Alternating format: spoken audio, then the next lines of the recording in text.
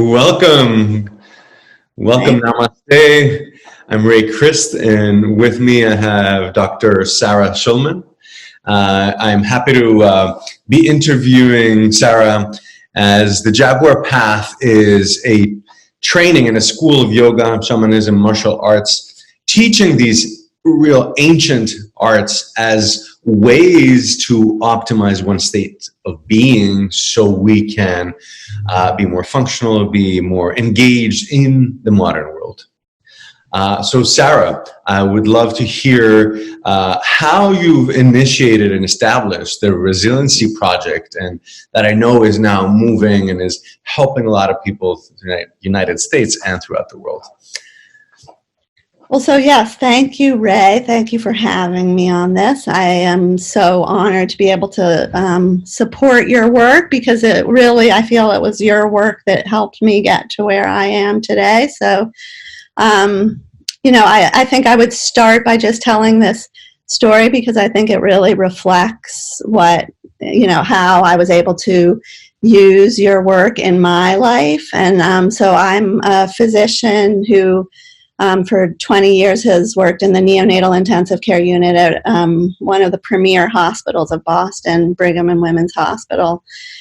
And I was really, you know, I came to your course kind of disdainful of the medical profession, kind of, you know, upset about the fact that, you know, it didn't honor some of the traditions that you teach, and kind of wanting more, more information about that, and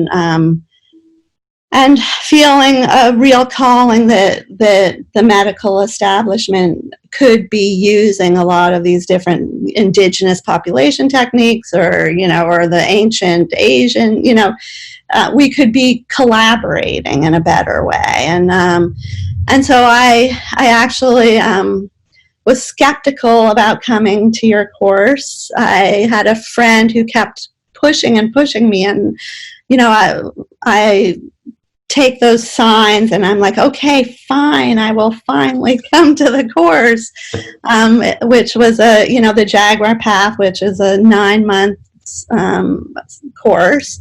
And you know, part of what made me so skeptical was that she, you know, we would take walks in the woods, and she would be hugging trees and, you know, and talking to spirit animals. And I'm like, really?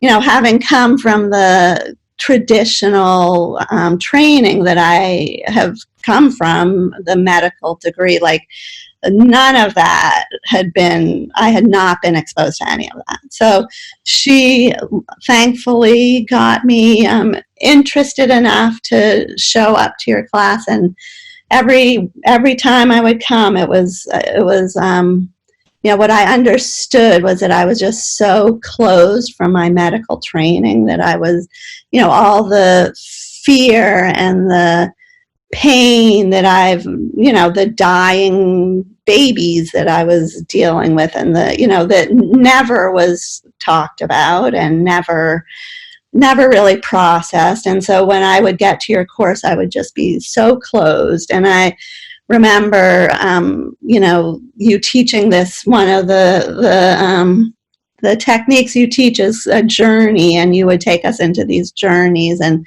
I would be the one person in the group that would not be able to talk about my journey, because I just never went into a journey. Like, I just couldn't go there. And I remember it was like one of the last classes that I had, and, you know, you paired us up, and I remember being intimidated by the person I was being paired up with, and I was like, oh my God, this is never gonna happen. I'm never gonna learn how to journey. And I actually journeyed, and I saw Mother Mary, and so Mother Mary, I grew up Jewish. I don't even know really who Mother Mary, at that point, I didn't know who Mother Mary was. But I embraced it, and she took these 2 babies off a shelf.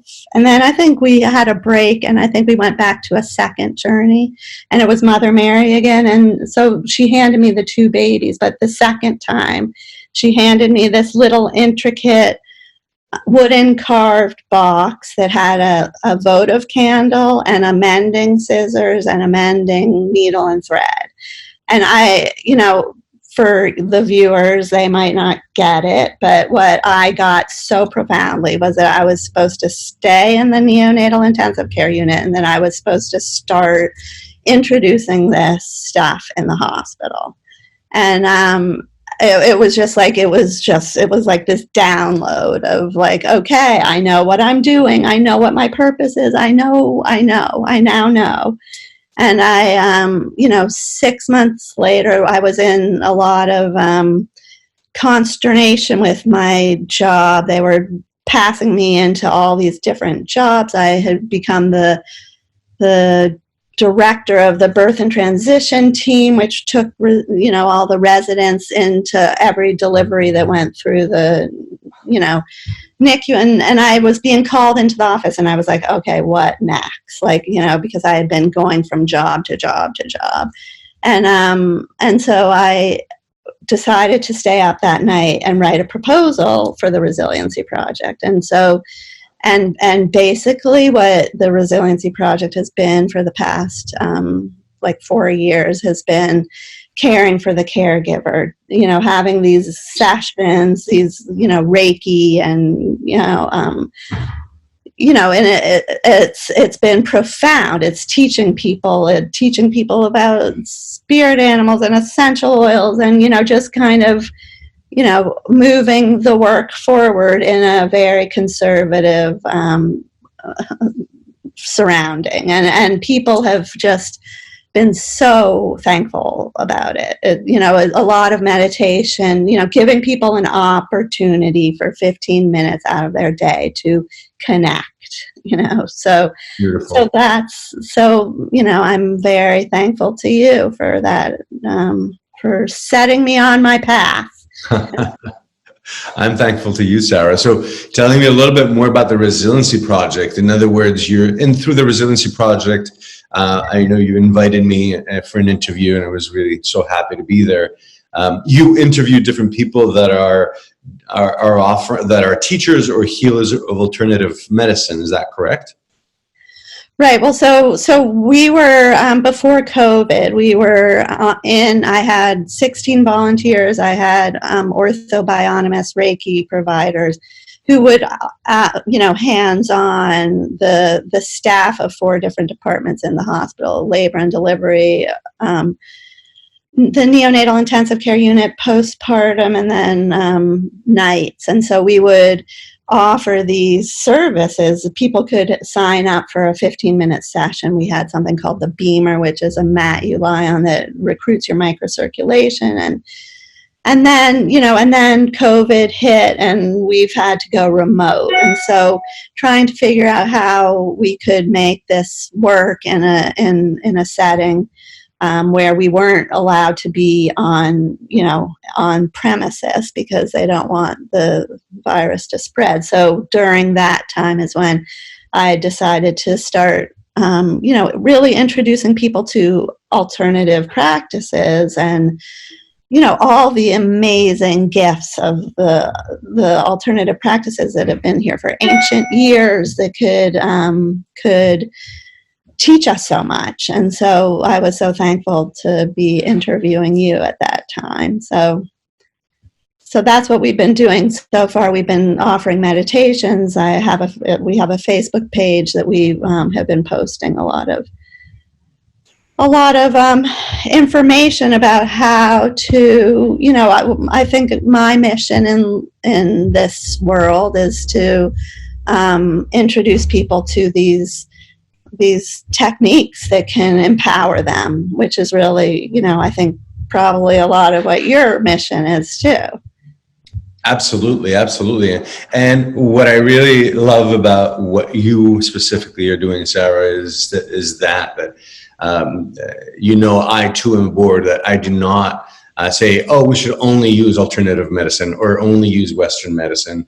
And I love how you're stepping as a doctor and in a hospital, and with so many years of your services to so many people, mothers and babies, And I love how you're entering in and introducing this as human work, as human support and empowerment, because it plays such a huge role, even in how we're recovering from a surgery or how we're doing with our medication, to be able to be supported by our allies, may that be Mother Mary or Christ or Buddha or Allah or Lord Shiva, etc. It is so important. What would be one thing that you'd offer, like coming from a place where you're offering that resiliency, so people in need to bounce back, to come back and feel and be present again and be returning back to normal life after some difficulty? What would be, one sentence or one thing that you would say that you feel you've taken from all the work that you've done and the people that you've met through this resiliency project?